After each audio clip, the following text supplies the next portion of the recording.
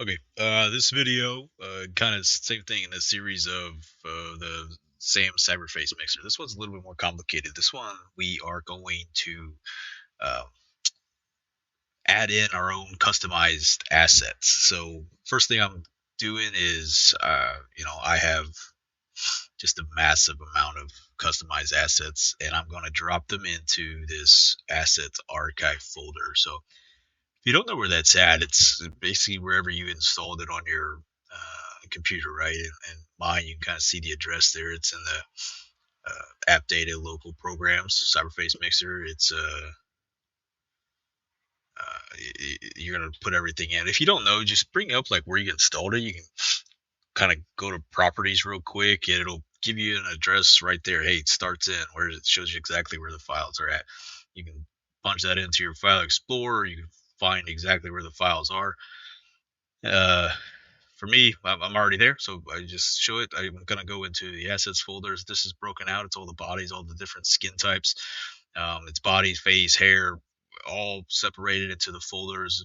0 to 9, obviously 0 is the darker skin tones. 9 is the lighter skin tones. It's actually pretty nice because then in the program itself, you can break it out.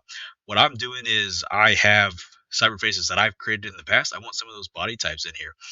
So I'm grabbing the body, and um, the first thing that I did was I opened up where with the exporter tool that we have.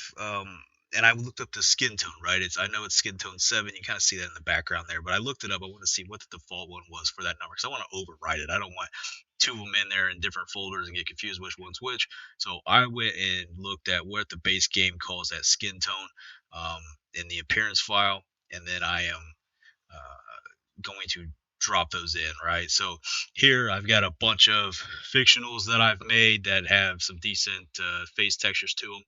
Kind of the same thing, and I'll kind of show you what I'm talking about with that process. So I've got the CFID that I want to drop in that I've overwritten in the past, and even though I've changed it, I still want to categorize it the same so I don't have two files.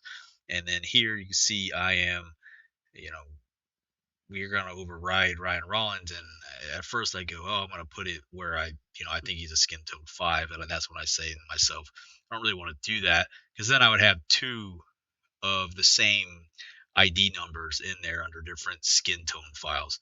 So that's, I think I pause here, kind of doing the audio after I did the video, trying to watch it back. But I tried to do a search here and the assets folder wasn't flying. Um, so I say, oh, that's not going to work. So I just say, all right, well, here's what I'm going to do. I'm going to figure out, let me type it back into the Explorer. Let me get the file, the PNG number here, and I go, all right, let me go to the appearance. Oh, it's actually the same. Okay, it's a skin tone 7. Let me go to file 7, and those should be in here. And I confirm that by the copy and paste. Hey, I'm replacing these things. Yep, put both those in there. So now I have the customized body that I dropped in the first into that folder, into the bodies folder, and then I put in faces, and you can do this any number of times, replace as many as you want.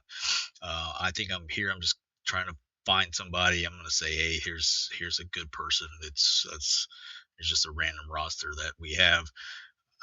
So let me get the next numeric number. I'm going to hit set because and when I hit set, it assigns it to the player that I'm hovered over. So assets, I'm going to do this all manually.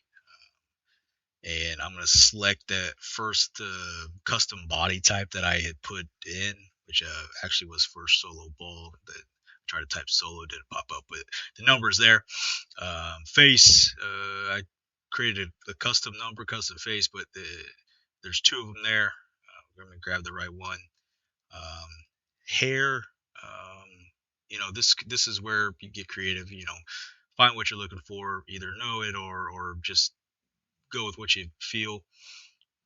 This part doesn't really matter. I could probably speed ahead. I get an idea here as I just kind of randomly hit something. But what I thought is like, hey, if you pick a hair, you might as well pick the headband that belongs to that hairstyle. It's gonna fit a little better. It's gonna be aligned a little better. Um, so I decided to do that, and then the rest of it here, I think I'm just gonna clear out these. I don't I don't want anything. I want to use the custom assets that we're putting in here. So head back here. Probably should have clicked a few more things, but I like to do this in stages. Let me just get it set up. Let me be able to see it. Um, Again, this is going to be custom assets. You can kind of see here. Hair's not quite fit up. Skin tone's a little bit wrong, but that is a customized body.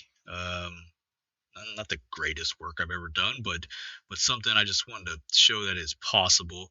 And then it's a face texture that is a custom face texture. So again, it's pretty simple. You're just taking if you've got a body or you've got the assets that you've purchased or created in the past and you want to put them into the assets folder, just locate the assets archives. Again, it's broken out by bodies, face, into the subfolders or the skin tones. um, uh, just drop them in.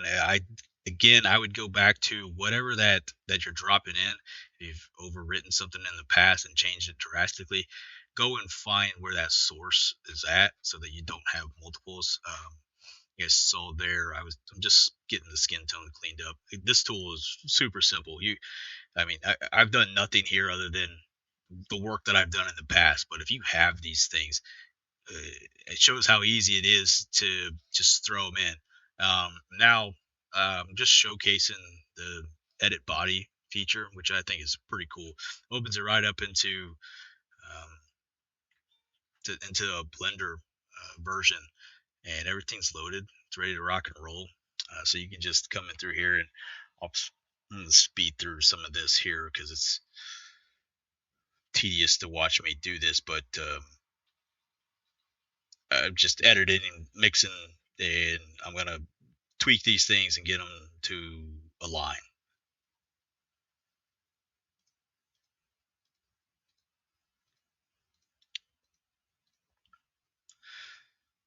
So skipping ahead, I've injected the new model. I'm going to make sure these things are clicked. I want to make sure I'm saving the edits that I created, and there's some slight changes here. Again, the headband, I can spend some more time in adjusting it, bring it down a little bit, bring the hair down a little bit, probably too. Or for somebody like me, I might just open it up in Blender. But the possibilities here, I just think are endless with being able to bring in, you know, fictional or real characters that you've created, or you have textures. You could actually bring in textures from past years if you get them set up right, you get them dropped in the right way. Say you got a bunch of stuff from 25, you bring over, the faces and the texture work. You can bring a lot of that stuff over. So, um, again, tool's incredible. I'm excited about it. Let me get off here for now, but there's a lot of things that we can do with this to make it just taking it to the next level. So, see you guys on the other side.